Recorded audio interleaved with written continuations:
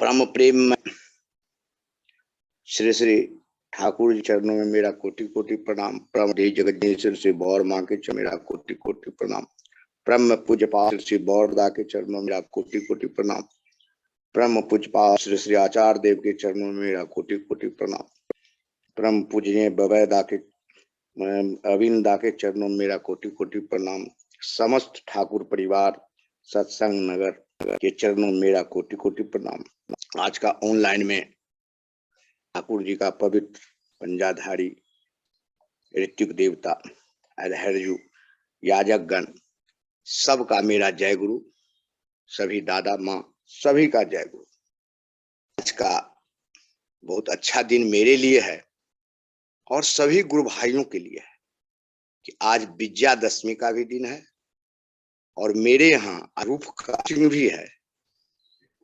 इसी उपलक्ष्य में मुझे एक छोटा सा मौका जो संचालक महोदय दिए हैं उनका मैं सदा आभारी रहूंगा।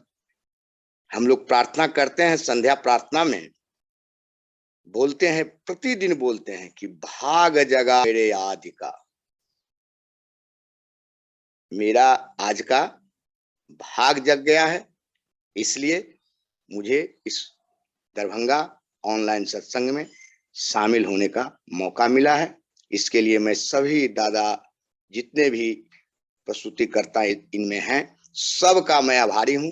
और जितने भी प्रस्तुतिकर्ता संगीत हो या हमारे परिचालना दादा हैं, संग दादा हैं, जितने भी हैं बहुत सुंदर ढंग से इस ऑनलाइन सत्संग लेकर के चल रहे हैं। सब खुशी की बात है कि हमारी सैल माँ इतना इष्टनिष्ठ है, इतना इष्टनिष्ठ है, तारकेश दादा इतना इष्टनिष्ठ है कि कितना इतना ज्यादा उम्र में भी ठाकुर के प्रति समर्पित है।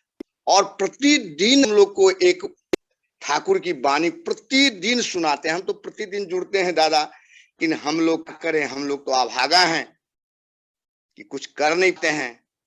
और ठाकुर जी कहते हैं करने के लिए, वो बराबर कहते हैं। किसी ने आशीर्वाद मांगने के लिए आया तो ठाकुर का आशीर्वाद का क्या मतलब होता है जानते हो? आशीर्वाद का मतलब होता अनुशासनवाद। अनुशासनवाद का क्या मतलब होता है? तुमने जिस चीज को गुरु से पाए हो उसको अनुशासन के साथ अगर करोगे तो वही तुम्हारा आशीर्वाद होगा। और हमारे तारकेश्वर दा डेली हम लोग को कहते हैं कि सदगुरु के शरणापन हो जाओ, सतनाम मनन करो और सत्संग का आश्रय ग्रहण करो। मैं निश्चय कहता हूं तुम्हें अपने उन्नयन के लिए और अब और सोचना नहीं पड़ेगा। ये ठाकुर जी की वाणी है। ठाकुर जी ने एक एक शब्द का, एक एक पॉइंट पर, एक एक बिंदु का सही जो है सो जवाब दे करके हम लोग का जीवन का उद्धार किया। लेकिन हम लोग उसको कर नहीं पाते हैं, ठाकुर जी की बताई हुई रास्ता पर चल नहीं पाते हैं। हम लोग भटक जाते हैं। कभी मन में द्वेष आ जाता है, घृणा आ जाता है, अपवित्रता आ जाती है। हम लोग कुछ से कुछ सोचने लगते हैं, लेकिन ठाकुर जी ने ऐसा नहीं सोचा। ठाकुर जी ने कहा हमारे लिए सब एक ही जैसा है। हमारे लिए जितने भी मनुष्य है, चूंकि ठाकुर ने मनुष्य निर्माण के लिए इस धराधर पर आए हैं और वही काम जो कर रहे हैं, चाहते हैं कि हम जैसा निर्माण करते हैं ऐसा ही निर्माण एक मेरा जो है सो सत्संगी करे। निर्माण का अर्थ यही हुआ कि ठाकुर जी ने मनुष्य निर्माण का मतलब हुआ दीक्षा दिलाना। तो उसी तरह से हम लोग को भी बता करके गए कि तुम लोग भी उस तरह से करो। जितना आदमी को तुम दीक्षा दिलवा दिया, वो अगर जो है सो उस पथ पर आ गए तो वही हुआ मनुष्य निर्माण का अर्थ। ठाकुर जी का कहने का तात्पर्य यही हुआ कि मनुष्य निर्माण का वही अर्थ हुआ कि उसको सदगुरु के शरणापन करवा दो, सतनाम मनन कराओ और सत्संग में उसको ले जा करके ग्रहण करवाओ सतनाम। निश्चित रूप से मैं कहता हूं कि अब उसको कुछ नहीं करना है। लेकिन हम लोग दादा काल कर्म के जाल में रहे खेदा, वही हाल है। हम लोग पारिवारिक आदमी हैं, सामाजिक आदमी हैं। परिवार को देखना है, सभी को देखना है, और मैं इससे ज्यादा जो है सो तो मुझे उतना ज्ञान है नहीं, मैं ज्ञानी गुणी हूं नहीं कि कुछ ठाकुर जी के बारे में विस्तार रूप से। ठाकुर जी तो समुद्र हैं, उसमें से थोड़ा भी जो है सो जल निकालने पर किसी को कुछ जो है सो प्राप्ति नहीं हो सकता है। प्राप्ति तभी हो सकता है जब उनके शरण में हम लोग जाएंगे, उनकी बात को हम लोग मानेंगे, उनके कहे हुए राह पर हम लोग चलेंगे, तभी हम लोग को कुछ न कुछ निश्चित रूप से मनुष्य बनने का मौका मिलेगा। अन्यथा हम लोग पशु ही की तरह ही रहेंगे, जैसे पशु लोग जो है सो रहते हैं वैसे ही हम लोग रह रहे हैं और वैसे ही रहेंगे। लेकिन जो दादा लोग, जो माँ लोग, जो गुरु भाई लोग, जो इसमें जो है ठाकुर की बात को लेकर के चलते हैं, ठाकुर के कहने के अनुसार करते हैं, सुबह शाम प्रार्थना करते हैं, इष्टवीर समय से निकालते हैं, नाम ध्यान समय से करते हैं, निश्चित रूप से वहां उन्नयन हुआ है और हो रहा है। इसके पीछे मेरा भी कहानी है, बहुत कहानी है।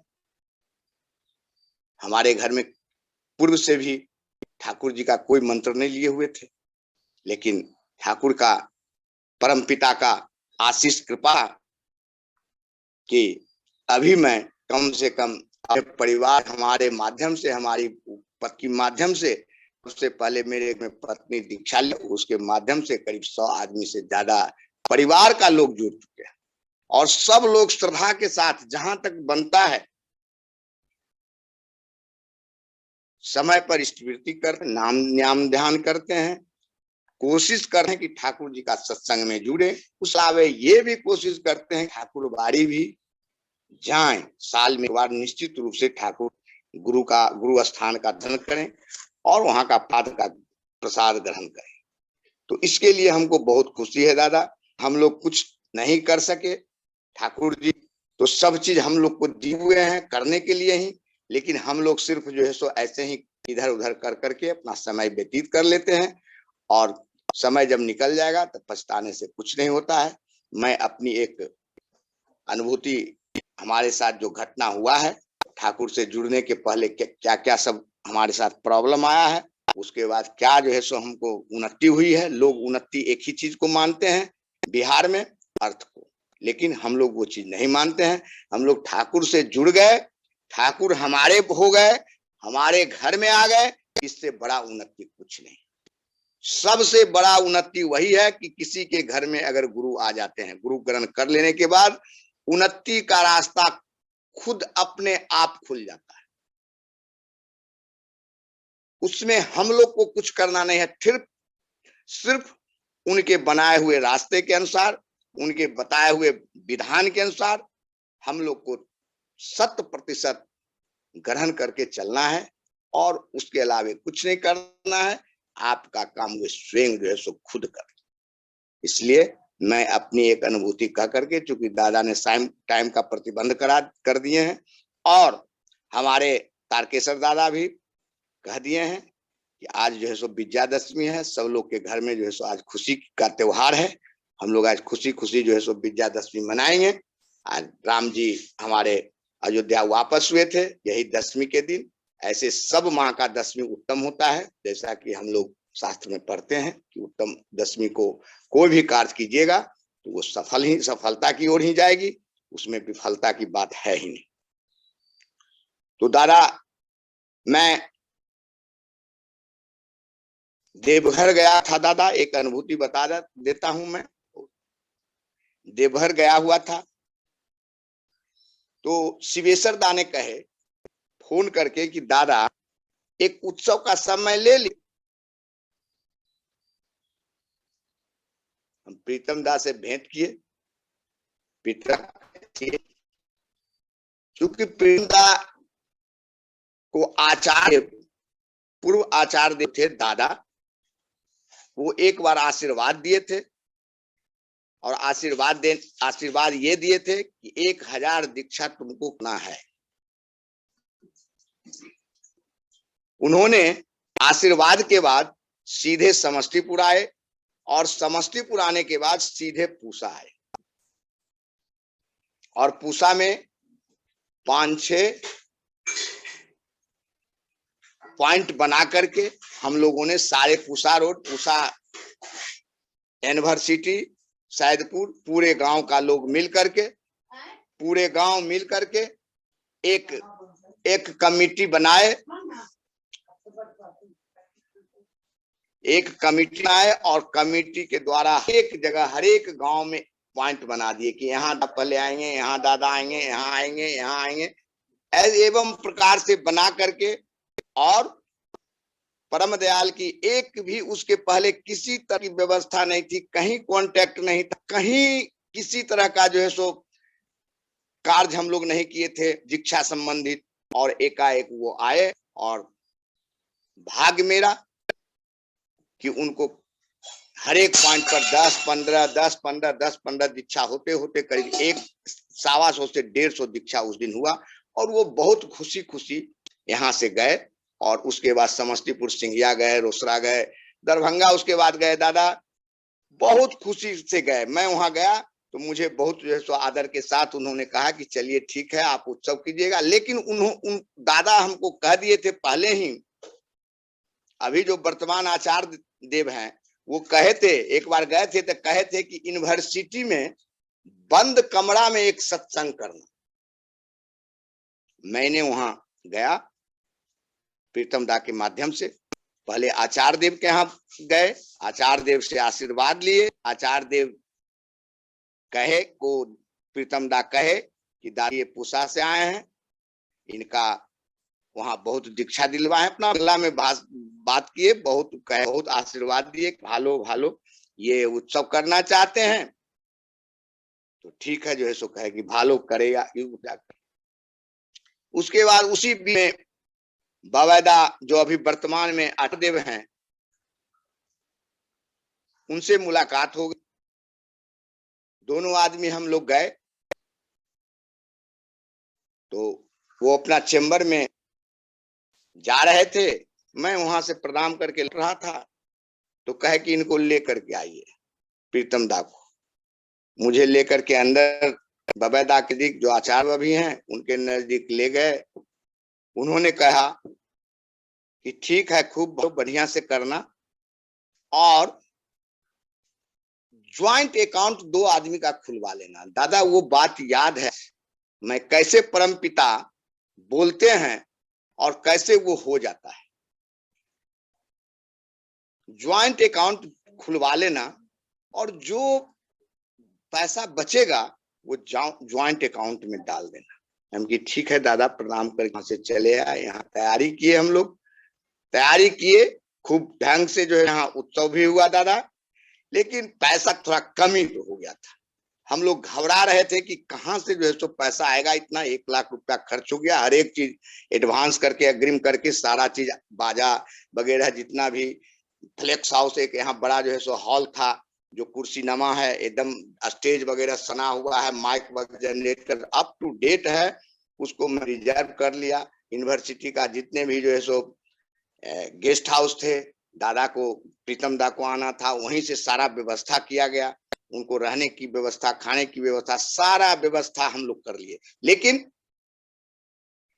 दादा धन की कमी थी, पैसा नहीं आ रहा। हम लोग चिंतित कि इतना चीज टेंट कर लिए, ये कर लिए, कर लिए, लाख रुपया से ऊपर का खर्च है और ये कहां से आएगा। लेकिन परम पिता का वादा, ये अभी वर्तमान आचार्य देव ने जैसा कहा, उस दिन इतना भीड़ हुआ दादा, इतना भीड़ हुआ दादा कि वो उस दिन लाख रुपया जो लोग अपने आ करके रसीद कटा के,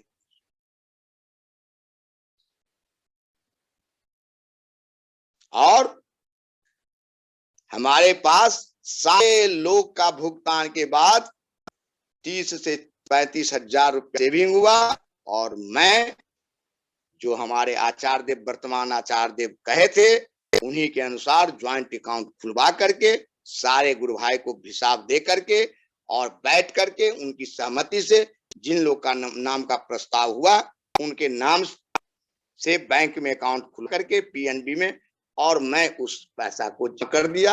आज तक वो पैसा था वही जो है सो जमा है। उसी दिन से 100% नहीं 110% दादा परम पर विश्वास हो गया। मुझ में कमी थी, मुझ में चोर छुपा हुआ था कि मैं उतना जो है सो विश्वास नहीं कर रहा था कि क्या है नहीं, हम लोग समझ नहीं पाते थे। लेकिन उस दिन के बाद आंख मेरी खुल गई और उस दिन से मैं उनके शरणागत हो गया हूँ। जा कहे हैं सदगुरु का शरणापन हो जाओ, नाम मनन करो और सत्संग का आसो ग्रहण करो। मैं निश्चय करता हूं तुम्हें अपने उन्नयन के लिए अब और सोचना नहीं पड़ेगा। उसी दिन से मैं दादा जहां भी सत्संग होता है कोशिश करता हूं जाने का।